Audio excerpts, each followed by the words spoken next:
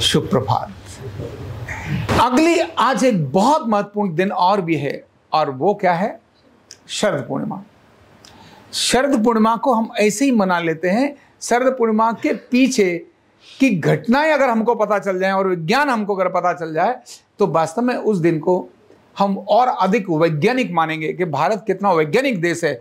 हजारों वर्षों से आज के दिन को हम सबके रूप में एक ही कह दिया, भैया खीर बनाओ, रात को कबड्डी खेलो, रात को ऐसे खेल खेलो, मस्ती करो। रात को चौड़े में जब कहते हैं जल्दी सो यही बोला जाता है, जल्दी जागो जल्दी सो। लेकिन पूर्णिमा वाले दिन कहा जाता है, ये अश्विन मास की शुक्ल पक्ष की जो पूर्णिमा है, कार्तिक मास की शुक्ल पक्ष की जो पूर्णिमा है, इसको शरद पूर्णिमा जिसको बोलते हैं, उसमें कहा जाता है रात को जगिए और देर रात तक चांदनी में घूमिए, खेलिए, मस्त रहिए, गाइए बजाइए, ऐसा बोला जाता है। इसीलिए भारत में यह एक उत्सव के रूप में मनाते हैं। इसके पीछे का विज्ञान और कहानी क्या है, ये हमको समझ में आना बहुत जरूरी है। बोलते हैं आज के दिन चंद्रमा से अमृत की वर्षा होती है, और वैद्य लोग कहते हैं आज के दिन चंद्रमा की रोशनी में बनाई हुई खीर रेस्पिरेटरी डिसऑर्डर्स और ऐसी क्रॉनिक डिसऑर्डर्स में बहुत उपयोगी होती है। यानी और डिसऑर्डर तो हमने बात कर ली क्योंकि अंग्रेजी में बोल रहे हैं, वैद्य तो डिसऑर्डर्स को जानता ही नहीं, वो तो सिर्फ ऑर्डर को ही जानता है। डिसीज को वैद्य नहीं जानता, क्योंकि उसके पास तो तीन ही चीजें हैं, वात पित्त कफ। वो कहता भैया समस्या तो तुमने बताया, मेरा यहां दर्द है, ये दर्द है, तुम क्या बोल रहे हो, मुझे कोई लेने देने नहीं है, मैंने तुम्हारी नाड़ी चेक करनी है और तुमको समान कर देना है। तुम्हें तकलीफ कुछ भी हो, मैंने दवाई ये देनी, इसी से ठीक हो जाओगे, क्योंकि वात पित्त कफ तीनों को समान करने का काम करता है। आज के दिन की खीर व्यक्ति के कफ दोष को दूर करने का कारण बनती है। इसलिए आज के रात्रि में बनी हुई खीर, दूध में चावलों को गर्म करते हैं और इस प्रकार जो बनाते हैं, खीर बनाते हैं, वो रेस्पिरेटरी डिसऑर्डर्स, मैंने अंग्रेजी की बात की, उनको ठीक करता है। लंग्स की बीमारियां, अस्थमेटिक प्रॉब्लम्स, सांस के रोग, दमा के रोग, इनको ठीक करता है। तो अमृत की वर्षा होती है, ऐसा वैद्य लोग बोलते हैं। और आज के दिन भगवान कृष्ण ने भी आज के दिन ही रास रचाया था। शरद पूर्णिमा का जो दिन था, शरद पूर्णिमा की जो रात्रि थी, उसी रात्रि में भगवान कृष्ण ने सभी गोपियों के साथ रास रचाया था। अर्थात वो कितने वैज्ञानिक थे, उन्हें पता था चंद्रमा के आज के दिन जो भी रोशनी में रहेगा उसकी आंखों के लिए भी उपयोगी होगा और उसके शरीर के आरोग्य के लिए भी उपयोग होगा। क्योंकि तीन चीजें शरीर में ठीक होना बहुत जरूरी है, किडनी, लीवर और लंग्स। अगर ये तीन चीजें ठीक हैं तो बाकी सारी बीमारियां अपने आप दूर चली जाएंगी। और आज का दिन लंग्स का दिन है। ध्यान रखना, ऐसे अलग अलग दिन हैं भारत में।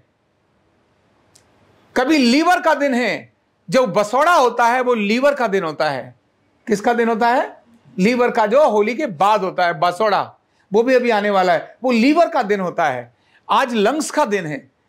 तो यह विज्ञान आज से कितने समय पहले था। और कहानी विज्ञान में और बड़ी जबरदस्त आती है कि रावण की नाभि में अमृत की जो कहानी है वो इसके साथ कनेक्ट करती है। विभीषण ने ही कैसे बताया कि रावण की मृत्यु यहां मारने से होगी, राम को बताया। आज उसकी कहानी भी है कि मंदोदरी जो मय दानव की पुत्री थी, और मय दानव बहुत बड़ा एक बलशाली पराक्रमी था। रावण ने जब अपनी साधना कर ली थी, सब प्रकार से सब कुछ कर लिया था, तो उसके बाद भी उन शक्तिशाली होने के बाद बलि से उनका युद्ध हुआ। और बलि क्योंकि अपने आप में बहुत बलवान थे, अंगद के पिता की बात कर रहा हूं मैं, बाली, उनके साथ जब युद्ध हुआ तो उन्होंने उनको हरा दिया।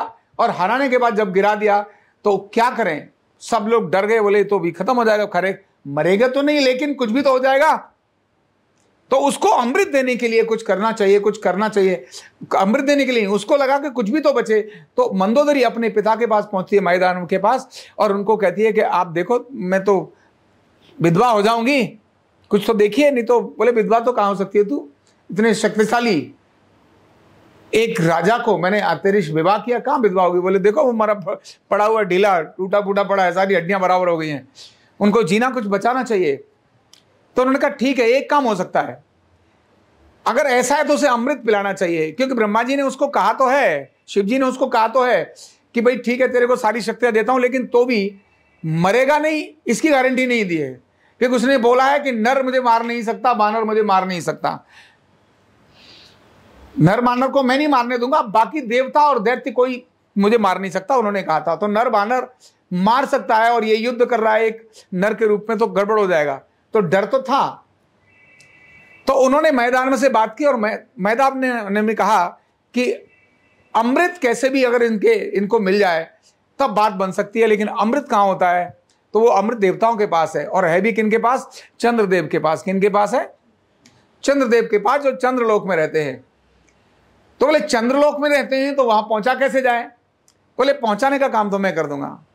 मैदान ने कहा कि मेरे पास वो शक्तियां हैं, मेरे पास वो रिसर्च है, मेरे पास वो विमान है, मेरे पास वो टेक्निक है। आज चंद्रमा के साउथ पोल पर जाने की बात जो हो रही थी, देखो कितने समय पहले भारत के ऋषियों ने मंदोदरी को साउथ पोल पर भेज दिया। ध्यान रखना, उन्होंने कहा कि मैं तुमको वो शक्तियां देता हूं जिसके कारण आप चंद्रलोक में चली जाओगी, लेकिन अमृत को चुरा के लाना बहुत मुश्किल होगा। उन्होंने कहा मैं चुरा के कैसे भी लेकर आऊंगी? बोले चुरा के लाना बहुत मुश्किल होगा, तुम्हें कुछ इंतजार करना पड़ेगा, देखिए क्या प्रयास हो सकता है। तो वो वहां से चंद्रलोक गई।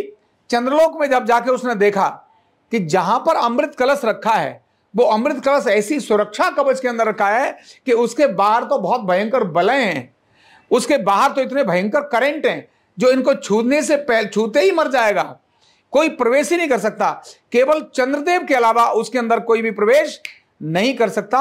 और सुरक्षा कवच में से चंद्रदेव वर्ष में एक ही बार उस अमृत कलश को बाहर निकालते हैं, सिर्फ एक बार अमृत कलश को बाहर निकालते हैं, और वह दिन होता है अश्विन मास की पूर्णिमा। उससे पहले तुम वहां जा ही नहीं सकती हो, तुमको इंतजार ही करना पड़ेगा। तो जैसे उनको पता चला ये सारी बातों की, तो उसने इंतजार किया कि जब वो लाते हैं और पृथ्वी पर वो चंद्रमा अमृत की बूंदों को क्या करते हैं? बिखेरते हैं। चंद्रमा से अमृत की बूंदें अश्विनी मास की पूर्णिमा को बिखेरी जाती हैं। ये चंद्रदेव ऐसा करते हैं क्योंकि उस समय चंद्रदेव अपनी पूर्ण कलाओं के अंदर होते हैं, और वह इंतजार करती है। इंतजार करने के बाद उस दिन का इंतजार करती है कि जब वो अश्विनी मास की पूर्णिमा आएगी, और तब वो अश्विनी मास की पूर्णिमा वहां आती है। मंदोदरी बड़ी योजना से, आप ध्यान रखना कितना विज्ञान था, क्योंकि अमृत को कहीं भी लेके जाना संभव नहीं था, उसके लिए एक पात्र भी जरूरी था, और स्वर्ण पात्र ही हो सकता था अमृत के लिए, दूसरा कोई पात्र नहीं हो सकता था। मंदोदरी अपने हाथ में वो अंगूठी पहनकर जाती है जिसमें एक ढक्कन होता है, क्योंकि बताते हैं उनके घर वाले कि तू चुरा के नहीं ला पाई, कुछ तो लाएगी। तो स्वर्ण की अंगूठी, और जैसे ही चंद्रदेव अपने उस कलश को लेकर बाहर निकलते हैं और जैसे वो छिड़काने की कोशिश करते हैं, मंदोदरी ने नीचे गिरने से पहले ही उसकी कुछ बूंदों को पटक से लिया और अपने उसमें बंद करके ऐसे रख लिया।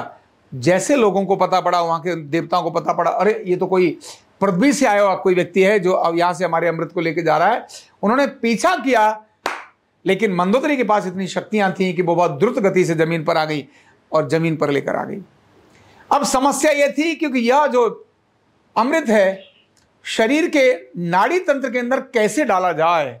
मुंह से डाला जाएगा तो वो तो स्टमक से होकर मोटी के रास्ते निकल जाएगा, वो तो एक ही दिन की बात होगी, होगा कैसे? तब विभीषण बहुत बड़े शल्य चिकित्सक थे। क्या थे? ये राज की बात आपको पता नहीं होगी।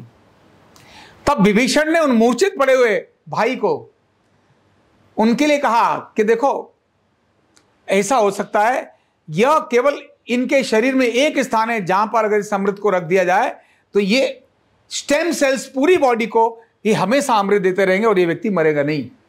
नाभि में स्टेम सेल्स होते हैं और स्टेम सेल्स के अंदर नाभि में अमृत रखा जाए। तब विभीषण ने अपनी योग्यता से रावण को एक मूर्छा की अवस्था में लेकर और नाभि में सर्जरी करके उस अमृत को रखा। अमृत को रखा मतलब अमृत तो कुछ एक पदार्थ ही तो होगा ना, नाभि में रखा अमृत। इसीलिए केवल विभीषण को पता था कि रावण की नाभि में अमृत है। मंदोदरी और विभीषण के अलावा और किसी भी व्यक्ति को यह पता नहीं था। तभी विभीषण ने वहां उनको बताया कि तुम इस प्रकार का करोगे तभी रावण की मृत्यु होगी, अदरवाइज नहीं होगी। कितना गजब विज्ञान है। अमृत मतलब नाभि, नाभि मतलब स्टेम सेल्स। स्टेम सेल्स, नाभि के सेल ही पूरे शरीर के अंदर, पूरी बॉडी के अंदर कुछ भी कर सकते हैं क्योंकि नाभि से ही व्यक्ति बना है। ये कितना अद्भुत विज्ञान हमारे ऋषियों ने हजारों वर्ष पहले हमारे को समझा दिया। यह कल्पना नहीं है, वास्तविकता है, वास्तविकता है। सुश्रुत से भी पहले, चरक से भी पहले विभीषण ने सर्जरी करी, और विभीषण से पहले शिवजी पहले शल्य चिकित्सक थे। लेकिन मैं शरद पूर्णिमा की बात को लेकर आ रहा हूं। तो आज के दिन चंद्रमा से अमृत की वर्षा होती है, यह हमारे ग्रंथ इस बात को बोलते हैं। और क्यों होती है, ध्यान रखना। अभी अभी बरसात हुई, अब आने वाले दिनों के अंदर सर्दी आएगी। सर्दी आएगी तो फॉग आएगा, ओस आएगी, इस प्रकार का धुंध आएगी। उस समय चंद्रमा क्लियर नजर नहीं आएगा। यह एक सीजन चेंज होने का जो वक्त है, इस समय पर ये जो अश्विन मास का चंद्रमा है, ये चंद्रमा अपनी पूर्ण कला में होता है। पूरे वर्ष इससे बड़ा और सुंदर चंद्रमा कभी भी नजर नहीं आता। नजदीक होता है और अपने प्रकाश से, और चंद्रमा क्योंकि शीतल होता है। चंद्रमा क्या होता है? शीतल होता है। चंद्रमा की कलाओं से ही स्त्रियां चंद्रमुखी के नाम से जानी जाती हैं। और अगर मैं झारखंड और इधर की बात करूं, झारखंड है, बिहार है, उसके आगे चल के यहां आज के दिन कृष्ण की उपासना करने वाली जो लड़कियां हैं, खासकर गर्ल्स हैं, वह आज के दिन इन कार्तिक यानी कार्तिक पूर्णिमा में कार्तिकेय की पूजा करती हैं, आराधना करती हैं। और वो कहती हैं हमारे को कार्तिकेय जैसा सुंदर क्या मिलना चाहिए? पति मिलना चाहिए, वर मिलना चाहिए। आज के दिन वो वहां ऐसा कार्यक्रम करती हैं, उत्सव करती हैं, व्रत रखती हैं, उपवास करती हैं। ये कल मेरे एक मित्र ने मुझे बताया कि हमारे यहाँ इस प्रकार का कार्तिकेय करके त्योहार होता है। ये शरद पूर्णिमा, कार्तिक पूर्णिमा जिसको हम बोलते हैं, ऐसा होता है वहां पर। अभी वो चंद्रमा का और वो सारा कुछ करती हैं, चंद्रमा की उपासना। मतलब कुछ भी घटना घटती कि चंद्रमा को किसी प्रकार से भी तो प्रणाम करो। कहीं खीर के रूप में, कार्तिक उत्सव के रूप में, अलग अलग प्रकार का ये किया जाता है। अल्टीमेटली हमारे यहाँ कहा गया कि चंद्रमा की रात्रि में हमारे को बाहर आना। ध्यान रखना, शरीर में एसिड और एल्कलाइन दो तत्व हैं जिसकी चर्चा मैं हमेशा करता हूं अर्धनारीश्वर के रूप में। एसिड और एल्कलाइन ये दोनों समान करने का काम ये चंद्रमा की रात्रि में ही, अश्विनी मास की, ये शुक्ल पक्ष की पूर्णिमा की रात्रि में ही एसिड और एल्कलाइन को बैलेंस होने में बहुत बड़ी सहायता मिलती है। इसलिए राष्ट्रीय स्वयंसेवक संघ ने भी अपने महत्वपूर्ण उत्सवों के अंदर, उत्सव तो नहीं है लेकिन महत्वपूर्ण कार्यक्रमों में शरद पूर्णिमा का कार्यक्रम रखा है।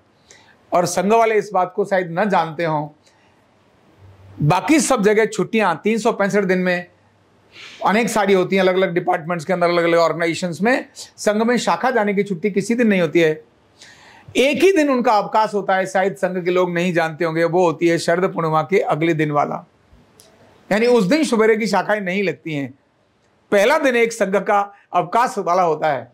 ये अघोषित मतलब वैसे ही होता है क्योंकि रात्रि 12 बजे तक वहां पर ऐसा करते हैं। तो शरद पूर्णिमा एक बहुत अद्भुत दिन है। उस समय भगवान कृष्ण के समय पर भी अनेक सारी बीमारियां थी, कालिया, नाग, क्योंकि पानी से आने वाले रोग भी अनेक होते थे। कालिया ने पानी से आने वाले रोग अलग होते थे। तनाव और चिंता, भय बहुत अधिक था क्योंकि आतंकवादियों का, आक्रमणकारियों का, मतलब उस समय कंस का एक भयंकर चारों तरफ से माहौल था। ऐसे में लोगों को स्वस्थ बनाने के लिए कुछ काम तो करना चाहिए। तब उन्होंने शरद पूर्णिमा की रात्रि में लोगों को कहा, आओ बाहर आओ, नृत्य करेंगे, गाएंगे, जिसको उन्होंने रास के रूप में प्रस्तुत किया। तो ऐसा आज का दिन हमारे जन आरोग्य के साथ जुड़ा हुआ बहुत महत्वपूर्ण दिन है। ऐसे अद्भुत दिन को हम भारत के लोग बड़े गौरव के साथ हमें बात करनी चाहिए। ये कुछ वर्षों का नहीं है, कुछ 100 सालों का नहीं है, हजार वर्षों से यह मनाए जाने वाला ऐसा त्योहार है। इसको हम बोलते हैं शरद पूर्णिमा। तो ऐसे शरद पूर्णिमा को हम भी रात्रि में थोड़ी देर जगें, अपने कमरे में बैठकर लैपटॉप और मोबाइल के सामने बैठने की जगह बाहर चले जाएं, लाइट जला लें, वहीं पर काम कर लें। नहीं तो पार्क में जाकर कहीं खेलने कूदने के मैदान हो तो आज के दिन खेलें कूदें। कुछ भी ऐसा रात्रि की एक्टिविटी करें जो चंद्रमा की रोशनी में, पेड़ के नीचे नहीं गए तो हम वहां, लेकिन पेड़ की छांव में बैठ गए तो क्या फायदा। तो सफेद वस्त्र हो बहुत अच्छा है क्योंकि सफेद चीज में इसका एब्जॉर्प्शन बहुत फास्ट होता है। इसीलिए खील खाने की चीज है, पतासा खाने की चीज है, जो सफेद चीजें हैं उनको खाने का आज का प्रावधान है। सफेद वस्त्र ही धारण करने का प्रावधान है। ऐसी शरद पूर्णिमा हम सभी के आरोग्य का कारण बने। बहुत बहुत धन्यवाद।